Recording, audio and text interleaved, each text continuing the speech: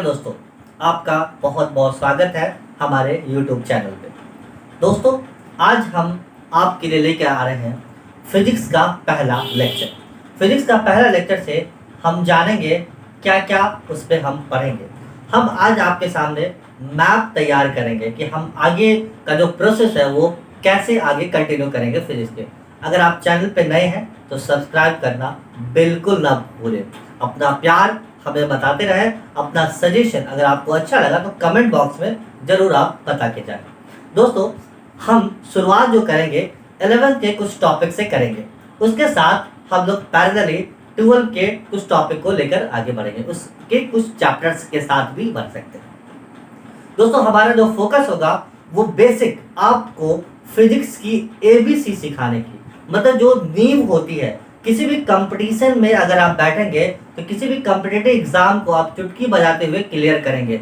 और हमारे लेक्चर देखने के बाद जेईई मेंस का क्वेश्चन हो या नीट का क्वेश्चन हो, 100% आपसे चुटकी बजाते हुए सॉल्व होगा। अगर नहीं सॉल्व हुआ तो आप जरूर कमेंट बॉक्स में करके जाएंगे ये बात लिखकर।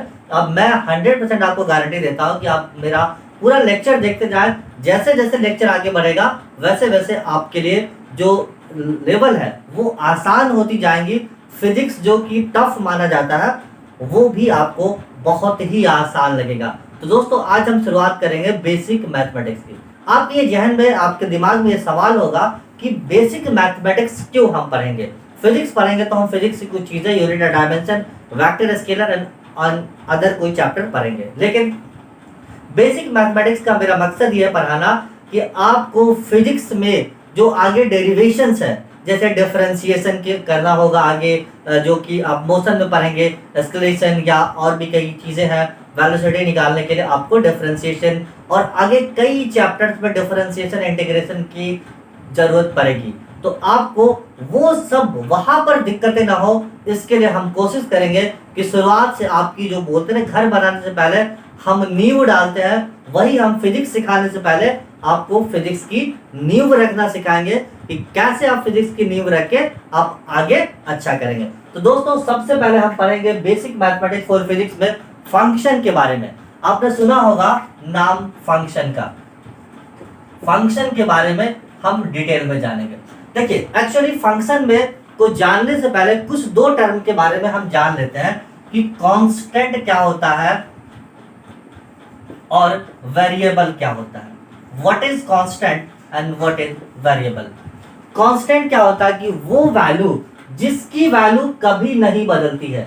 कोई भी चीज हो जिसकी वैल्यू कभी नहीं बदलती, वो उसको हम लोग कांस्टेंट बोलते हैं। और वेरिएबल क्या होता है, या वेरिएबल क्वांटिटी बोलिए या वेरिएबल ओनली वेरिएबल बोलिए, तो जिसकी वैल्यू बार बार बदलती रहती है। जैसे अगर मान लेते हैं कि हम 10 बोले, तो 10 का मतलब आप दुनिया में कहीं भी जाइए तो ये 10 ही रहेगा। वो 10 से 11 नहीं हो जाएगा या 10 से 20 नहीं होगा, इसकी वैल्यू कभी नहीं बदलेगी। लेकिन हम देखते हैं जैसे वेरिएबल कोई x हो गया या y हो गया, आप देखे होंगे अलग अलग क्वेश्चन सॉल्व कर रहे होंगे, तो x की वैल्यू हमेशा term by term, situation bye situation बदलती रहती है। इसको हम लोग क्या बोलते हैं, वेरिएबल बोलते हैं। अब आते हैं फंक्शन पे। फंक्शन क्या होता है कि वैसी चीजें होती है कि एक क्वांटिटी, मतलब वन क्वांटिटी जो है वो दूसरे क्वांटिटी पे डिपेंड होती है। क्या, वन क्वांटिटी अनदर क्वांटिटी पे डिपेंड होती है, तो उसको हम लोग क्या बोलते हैं, फंक्शन बोलते हैं। ठीक है, इसको हम लोग फंक्शन बोलते हैं। सपोज करिए अगर इसको हम मैथमेटिकली फॉर्म में लिखना चाहें, अगर मैथमेटिकली फॉर्म में लिखना चाहें y बराबर f ऑफ x, हम लिख सकते हैं इसको y बराबर f ऑफ x। इसका क्या मतलब है, इसका मतलब है कि y किसका फंक्शन है, x का फंक्शन है। तो हम बोल सकते हैं y is the function of x। दोनों वेरिएबल है तो क्या डिपेंड कर रहा है, अगर मान लीजिए एग्जांपल के तौर पे हम ले लेते हैं y बराबर x स्क्वायर प्लस 1। ठीक है, ये क्या है, y is equal to x square plus 1 का क्या मतलब, अगर आप x की वैल्यू 0 पुट कर दे, क्या कर दे, आप x की वैल्यू यहाँ पर 0 पुट करेंगे तो y बराबर 1 आएगी। ठीक है, अगर x की वैल्यू आप 1 पुट करें तो y की वैल्यू 2 आ जाएगी। अब देखिए यहाँ पर x इंडिपेंडेंट है, x हम 0 पुट करें और y 1 आ रहा, x 1 पुट कर रहा है y 2 आ रहा। मतलब x की वैल्यू इंडिपेंडेंट है, y डिपेंडेंट है किस पर, x पर।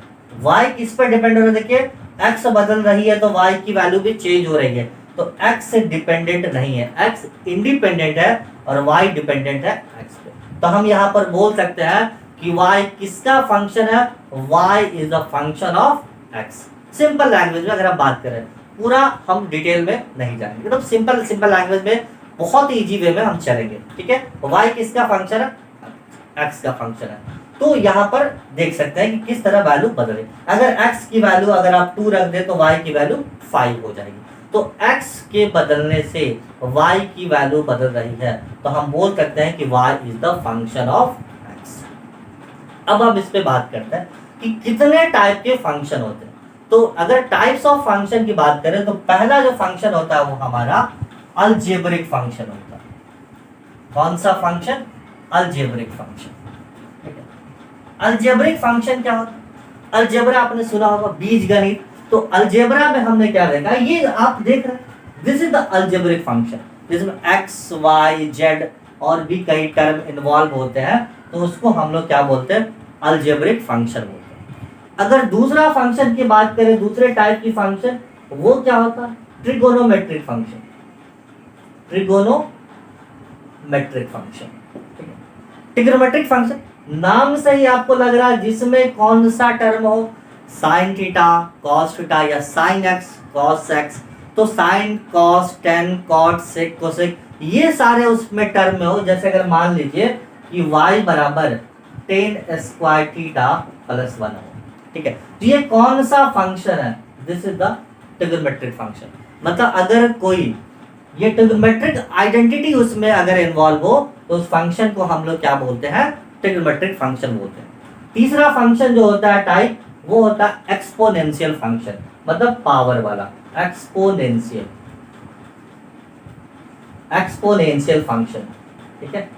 यहाँ पे आप देखिए एक्सपोनेंशियल फंक्शन मतलब अगर उसमें e का पावर क्या हो जाए, यहाँ पर e का पावर x, e का पावर y, e का पावर z, इस टर्म में ऐसे इन्वॉल्वमेंट हो तो उस फंक्शन को हम लोग क्या बोलेंगे, एक्सपोनेंशियल फंक्शन बात बोलेंगे, ठीक है।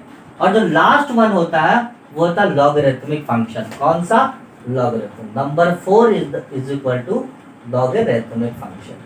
अगर आप मैथ्स के स्टूडेंट हैं तो आपको अच्छे से पता होगा कि ये लॉगरिथमिक फंक्शन क्या होता है। लॉगरिथमिक फंक्शन में log x, log y और log z इस वाले टर्म इन्वॉल्व हो, ये log वाले टर्म इन्वॉल्व हो, तो वैसे फंक्शन को हम लोग कौन सा फंक्शन बोलते हैं, लॉगरिथमिक फंक्शन बोलते हैं, ठीक है। दोस्तों आपको ये वीडियो कैसा लगा आप एक बात कमेंट करके बता सकते हैं।